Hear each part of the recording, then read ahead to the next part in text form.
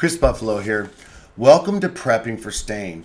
Today I'm going to look at an installation-oriented view of preparation, and I want to provide evidence of the value of doing it right versus long-term maintenance budget costs, okay? For the comprehensive view, you absolutely have to take the stain webinar because I go into why there are $100,000 over 10-year impact decisions. So I'm going to roll with the installation part of the video now, and then make sure you take the stain webinar.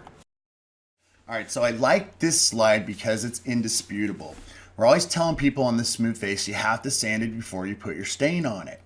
This is the exact same board. The picture on the right was unsanded, but we planed it smooth. Picture on the left, we planed smooth and sanded it. And as you can see, the sanded board accepts the water, it radiates out and penetrates in a much more uniform fashion.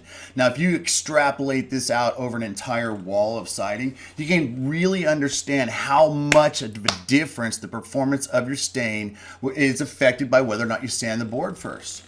This is a picture of building that wasn't sanded properly, and what happens is the stain wears out prematurely, okay? So you get early graying. This happened within the first year and a half, all right? And you say, well, maybe that's not such a big deal. This is a slide from my stain webinar. Take the stain webinar. If you're gonna buy wood, it has $100,000 impact decisions over 10 years. This is one of them. Every year, if you're gonna have a professional knows what he's doing, do it. It's gonna be between $15 and $18 a square foot. If you extrapolate that out per 1,000 square feet, you're talking $15,000 to $18,000 you save every year you don't have to maintain. Let's take a look back at how much it costs to sand first. If this house needs to be done every 2 years versus every 4, that is $30,000 to $36,000 difference in maintenance budget. That's why these steps that I'm talking about, these little steps like sanding first, make a huge difference.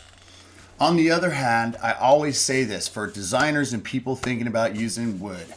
The rough face solves all of these problems. Everybody wants to do clear cedar, wants to do it on the smooth face because they love the smooth face, it's great. But the rough face takes care of all of the dummy items. It takes care of, you don't need to handle it as softly. You don't need to worry about smudging it. You don't need to worry about monkeys in the mill putting fingerprints on it, all right? Rough face textures like this, so the stain penetrates way more deeply into the board. And this is a picture I use for architects and presenters because this fence on the right is rough and the building on the left is smooth, okay?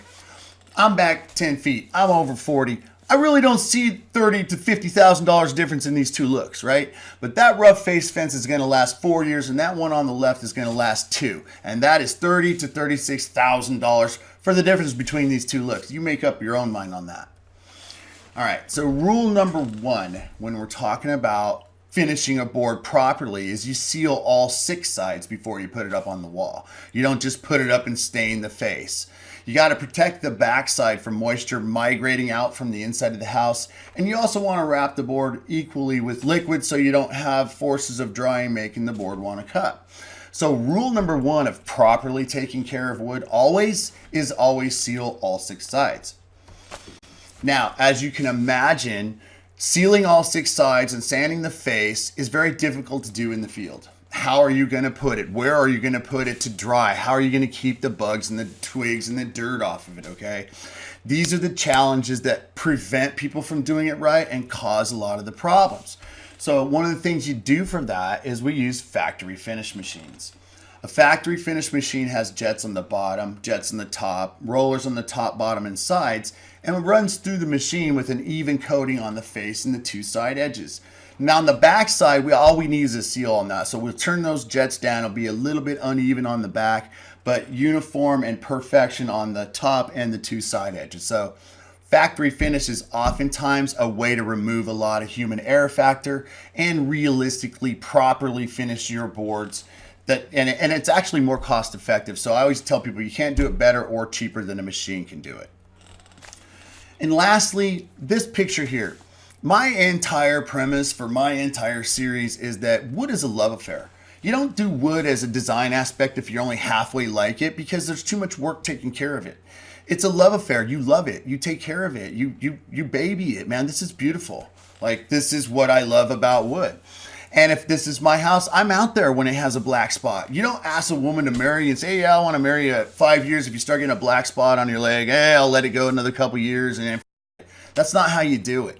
You love it. When you see a spot, you take care of it. If you're walking around and you're doting on your wood, you're going to have a lifelong love affair. Thanks.